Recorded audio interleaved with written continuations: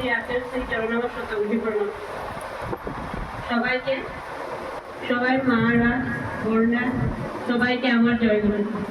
আমাকে দিদি বলেছেন ঠাকুর সম্বন্ধে বলতে, আমি কি বলবো, আমি নিজে কিচ্ছু জানি না। আমার কোনো কিছু বলবো ঠিকই বলতে পারি, কিন্তু গুছিয়ে সাজিয়ে বলতে পারবো না।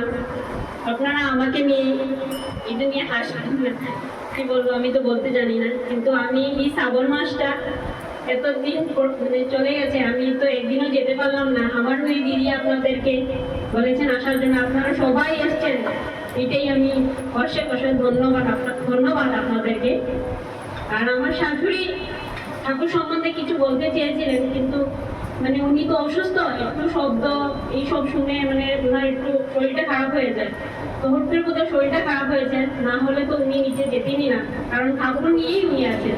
ঠাকুর শুনলে আমার গুরু হোক আর অন্য গুরু হোক, এটা ওনার মধ্যে ভেদাভেদ নাই। আর উনি যেহেতু আমার ঠাকুরের দীক্ষিত না, উনি অন্য গুরুর দীক্ষিত, তাও আমাকে সাপোর্ট করে যাচ্ছেন যে তুমি তোমার ঠাকুর নিয়ে থাকো, তুমি যখন দীক্ষা নিয়েছো এই দীক্ষাটাকে ছাড়বে না, তুমি কন্টিনিউ করে যাও।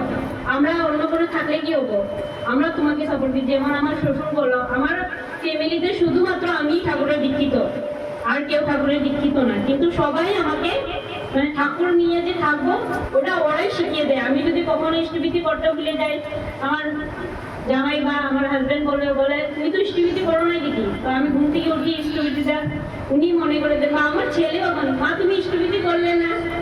যেমন আমার শ্বশুর বলে, তোমরা তো দেখেছি ঠাকুররা সবসময় সন্ধ্যার সময় প্রার্থনা করে, তুমি দেখি করো না। আগে আগে করতাম, এখন তো আমার পক্ষে সম্ভব নয়। আমিও একটা কাজ করি ছোটখাটো, তার জন্য আমিও ব্যস্ত থাকি। আর এই পুরো শ্রাবণ মাসটা আমি এই মাতৃ সম্মিলনে যেতে পারলাম না, খুব আমার খারাপ লাগছে। আমি আমার বন্ধুদের সাথে বলি, কালকে তো আমার ঘরে কীর্তন আছে, তোরা যাবি।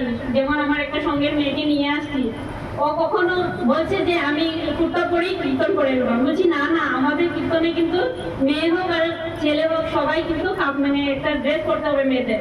ও পরেই কিন্তু খুব খুশি, বলছে তোদের কীর্তন তো দেখে খুব ভালো লাগছে দেখি। ও বলছে আমি তো দেখি নাই, আমার বাবাকে গিয়েও দেখাবো এইসব জিনিস, ঠাকুর সম্বন্ধের জিনিস, কখনো তো আমার এরকম দেখা নাই।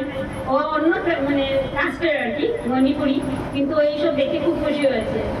যা হোক, আমি তো ঠাকুর সম্বন্ধে এত কিছু বলতে পারবো না, আমার জ্ঞান নাই আপনাদের মতো না। আর যেহেতু আমি একটা বাঙালি কালচার থেকে আসিনি, আপনারা যে ঠাকুরের গান গান, আপনাদেরকে শুনে শুনে আমি গান গাই, আমার কোনো নলেজ নাই এই গান এরকম হয় এরকম হয়। আমাকে কেউ কিছু বললে আমি নার্ভাস হয়ে যাই। আমার থেকে বেটার বোধহয় ছোট ছোট বাচ্চারা আছে, যেমন ছোট মেয়েটা আমার থেকে কি সুন্দর গান করেছো।